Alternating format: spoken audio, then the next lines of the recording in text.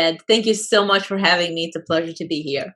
So yes, my first question to you is where your passion for the wealth management is coming from, and let us know more about your background and what is your story. The reason I'm very passionate about wealth management and helping my clients achieve what I call that financial independence, it was a few years ago that my husband and I had our own financial house that needed to be put in order. We had procrastinated, right? Because my focus at that time was really more on the big financial organizations.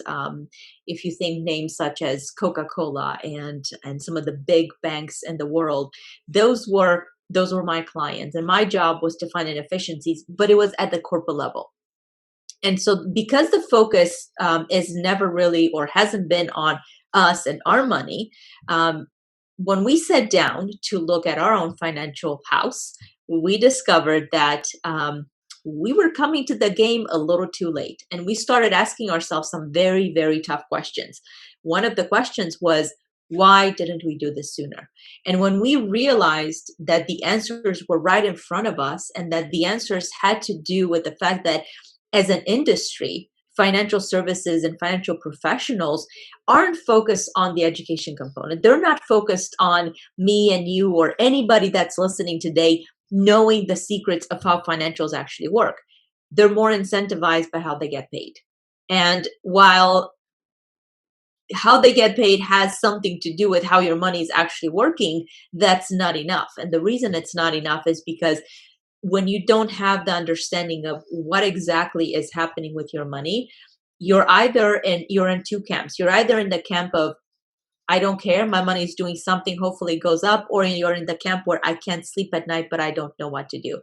And so we were kind of in the second camp. And when we discovered that there was more, what I decided to do was to shift and pivot in taking all of the experiences and all of my expertise on the financial side and starting to apply it. First and foremost, it was to us and our financial situation, but then to the hundreds and hundreds of clients that I've worked with since then, and helping them see that they actually do stand a chance at their own financial independence, unlike what their beliefs might have been prior to. Is that something which people actually can learn in a school or, I don't know, MBA program, or is that more related to changing of perspective, how creating the wealth actually works? I wish it was taught in school, right? Even as a finance professional and having graduated with a finance degree, the focus isn't on my money as an individual. The focus isn't on your money. Yes, you're going to learn accounting, you're going to learn about how to invest money, but there's never the deeper questions. There's never the questions and the topics that actually make the most of our money in the short or the long term are never addressed. Why? Because we don't go to school to be educating ourselves. That's where a lot of the coaching programs come in and the mentoring. And that's where you want to make sure that you have the experts that care in your corner, because the schools aren't going to tell you that, oh, by the way, this is a real case for me, right? One of my clients, he was a CFO of multiple companies, and he's a CPA by trade. And for the longest time, he handled his own financials. And when we first started working together, his question was, why would I want to work with you, Eunicia? And I said, well, he said, I'm a CFO. I've been a CPA forever. I've done my own financials.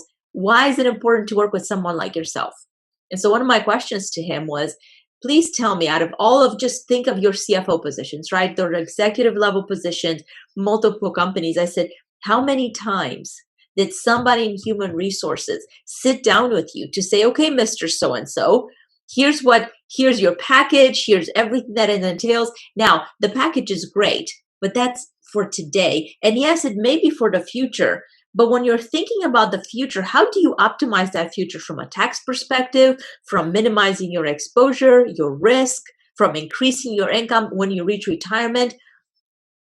And you know what? His answer did not surprise me one little bit, because I already knew it. His response was never. Not one single time did anyone that I asked that question of came back to say, oh yes, my HR representative sat down and we worked my financial problem backwards, because nobody does that. They don't do that because they don't know how to, but they also don't do that for legal reasons. They are not, even if they knew how to do it by law, The financial advisors that might already be working for a company are not allowed to provide financial guidance. They will show you a pie chart and they will say, here is how your assets are split. And historically, this is what they've done. And this is what you may expect. But there's never the, let's talk about your plan as an individual, because you're different. Your situation is very different from somebody that has the same job title, makes the same amount of money, because you may have a different situation at home. You may be living in a different part of town. You may have an inheritance you're sitting on, or maybe you don't. So there are a lot of different things that unfortunately are not being spoken about. And I wish that they were covered in schools, but sadly they're not. And so that's where the financial education that I provide my clients, it's not just financial education for the sake of education. It is customized to the individual. And I remember in one of our prior conversations, you were asking me the question of who's your target audience? And the reality is that as far as applying the information, it's very different, whether between an individual that's a very accomplished business owner that is already bringing in a lot of income on a yearly basis, to the freelancer, to the person that may be just starting, to the individual that's working for a corporation. What I did find, though, is that the common denominator is understanding the concepts and the triggers, because there are a lot of different triggers that we can pull that will apply to anybody, but the application will be very different from one individual to another. And so that's where my philosophy on the education comes. Where is that fear coming from, and why people are so upset to talk about their own personal finance? Where is that coming from? From your perspective and from your experience. Absolutely. I think it's a two-part question. I think that part number one will address your second question first. It's taboo to talk about money. And I cannot tell you how many clients, when we first sat down, they told me, we don't talk about money in our family. Now, granted, some of them were doing really well, some of them were not doing as well. And I think part of it is that trajectory that we need to change, right? Historically, it may have been taboo to talk about money, but guess what? For me, when I was in corporate America, the reason as a female, I was able to break through ceilings, number one, and number two, I was able to earn, in many cases, more than my male counterparts, was because I was open to be vulnerable and talk about money. I'll never forget, it was years and years back, one of my really close friends, we were on the same project together, and he had half of the project that he was running, and I had the other half. And the half of the project that I was running was dictating how everything was coming together. And one day we sat down and we were very open with each other. And he said, Eunicia, I am 7 years your senior, but we're at the same level. You've got the harder part of the project. I know you're not making as much money as I am. And my jaw dropped, because it's taboo to talk about money. And I found out, Ed, that there was a discrepancy of close to $40,000. So I was bearing, and this was not even self-assessed. It was what my colleague was saying. Hey, you've got the hardest part of the job, yet you're getting paid lower. And so because we had the open conversation, and because I knew, bells started going off. And I thought, okay, well, I've been with the company for a while. It doesn't mean that the company did bad by me. Not at all. The company was amazing. Every single year, my salary was going up by 20%. My base salary, which was unheard of, but still somehow I was outpaced by the market. And so what I did, those conversations enabled me to be able to speak with my mentors, to be able to speak with my coaches, to say, okay, I want to be here, but I also want to make sure that I'm not in a situation where I am undervalued. And so while this has nothing to do with kind of the personal finances and the application, it has everything to do with, if we're not open to speak about money, we're going to be shortchanging ourselves. And that coming back to the conversation of why are people afraid? Honestly, Ed, people are not just afraid. In a 10-day span, I must have heard it about 14 or 15 times from different individuals. And this is the one word that every single person used: paralyzed. So people are so afraid of dealing with their finances, and more importantly, how can they actually do something so that their money grows and it doesn't go backwards, that they feel this physical state of being, which is in most cases terminal and permanent, or permanent more so than terminal, of being paralyzed, not being able to make any moves. And what I found is that the solution is actually very simple. It does deal with the mindset. It does deal with people wanting. If somebody says, I'm afraid of dealing with my money, but I don't have enough money, or I don't make enough money, or I can't think about saving for myself or paying myself right now, just I'll push that off. That's the first problem that we have. People need to be willing to say, you know what? I may be in a pickle. I may feel like I'm in a pickle. But guess what? My job for my clients is to figure out not how they can bring in more money. That's a different conversation, and I can help with that too. But my job for my clients is to find the money that's already there, but is not being optimized. And when we sit down and we find that money, people go, oh my God, this is so easy. So it boils down to mindset, right? Being open to having that conversation. And then the second component, very, very importantly, is actually having a plan. Because even if I told someone, we sat down and we identified that, hey, they can save, I don't know, $5,000 a month without a plan and without a clear trajectory of this is where we're at and this is where we need to go to, and having that roadmap, there is no way that the person is going to be successful. Why? Because fear and doubts are going to start to creep in. Additional pressures for that money are going to start coming in, right? Money is a limited resource in most cases. And so when you have competing priorities, the individual might say, you know what, I'm going to redistribute the money that I would otherwise pay myself and do something else with it. But when we have a plan and we know that we've got that accountability partner, a component in place as well, and yes, the accountability partner is very important. Now you're no longer alone, and you're not just shooting in the dark, hoping that you're going to achieve the financial independence that you're looking for. What people on a daily basis, and we are a community of female entrepreneurs, so maybe some of them they're scared about talking about the money and how much money they make, how they can overcome that fear and be ready to talk with you. I would say the biggest thing is for people to just be okay to open up. And I will tell you, I think one of the biggest misconceptions is that when you talk to a financial advisor, it feels uncomfortable.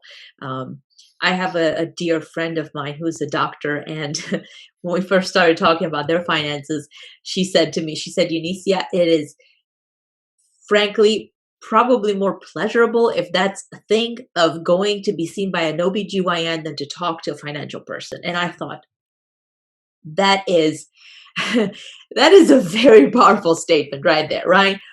Because you're talking about something that most females really would prefer to not have to deal with, and you're comparing it to not wanting to talk about money, which is the money is what we won't call it the currency of life, but frankly, without money we can't do much. And we're not allowing the money, we don't want to allow the money to drive us, we want to be the drivers of the money, but because of the fear is the other way around. And so what I tell my clients is that you need to find someone that truly cares. And the reason I know that's important is because when I talk to my clients, I haven't had one client to say, Eunicia, I felt uncomfortable. On the contrary, I had a very introverted individual. He said to me at the end of our financial interview and financial consulting, he said, Eunicia, you did an amazing job undressing me financially. And I thought, oh, dear Lord. And he said, no. He said, that's a good thing. I said, okay, please do elaborate. And his response was, he said, you know, Eunicia, I've met with a lot of financial advisors, and similar to my doctor friend, right? He said, every single time I go to a financial advisor, I just want to duck under the table because I don't like to be talking about my money that way. So the way that I've discovered works really well is we need to start thinking about our goals and dreams. When I meet with my clients, the very first thing that we talk about is what are they trying to achieve? Because this is not about Eunicia. This is not about what this industry might recommend that someone does. This is about what is that individual trying to achieve. And if they're wanting to make sure that they're financially set when they reach retirement, we talk about those goals. If they want to focus on traveling when they reach retirement, we focus about those goals. If they have children that need to go to college, guess what? We need to be talking about taxes. How do we optimize how do we shelter some of the money so that when we do the financial application for in the United States as well, at least for the school, that we don't show everything that we own, because there are those assets. But the reality is, Ed, people don't talk about them. And so for individuals to break through that fear, all they have to do is just to take a step forward and to say, you know what, I'm going to take a chance on myself, because this is what my clients tell me is that our conversations are worth their weight in gold. And it's not because I'm so awesome. It's because the value that I give to my clients truly is worth money long term. Because these are things that most people don't talk about. And so if I can save someone three to $500,000 over their lifetime in taxes, how important would that be to them to just sit down and have a conversation? And so when people understand the impact of sitting down and having that conversation, now their minds are a lot more open. But we have to first get past those fears. Yeah, it looks like that people are scared to talk about wealth and health, and but the only way how they can improve is to talk about that at the first place, and that's very good starting point. Thank you so much for bringing this topic in our community. Maybe this situation actually will force us to start to talk about possible challenges we have with our money. What I encourage Ed for people to think about is kind of going back to the fear discussion. A lot of people were fearful because of what happened, especially this year, right? They felt like they had no control. They felt like they had lost the control. And so what I tell my clients is if you want 2021, if you want 2022, if you want your future to be different, we can't be banging our head against the wall and expect different results, right? That would be the definition of insanity. We have to take matters into our own hands. We have to start thinking about what is it that we need to put in place so that if this thing continues, or God forbid, there's something else happening on a major, at a global scale, that we're ready and that we don't jeopardize our family and our personal well-being because we didn't plan accordingly. And what is the best way for for our community members and for people who are watching this video to find you, contact you, and get in touch with you? Absolutely. So for those of you that are in the group, the best way is to just DM me, direct message me, whether it's Messenger or if you're on Instagram, you can do that as well. And then I'll be sharing that link where people can just come in and ask questions. I'll be more than happy to provide a free financial strategy consultation to whoever just wants to have a conversation, or if you just want to talk and ask me some questions, I'll be more than happy to do that because I know how powerful those are. So very easy. Eunicia, thank you so much. We are happy to have you. And yes, if you have any upcoming event, webinar, seminar, whatever you are planning to do to inform people, please let us know. And I believe some of the members will be happy to join you. Thank you. Absolutely. My pleasure. Thanks for having me, Ed.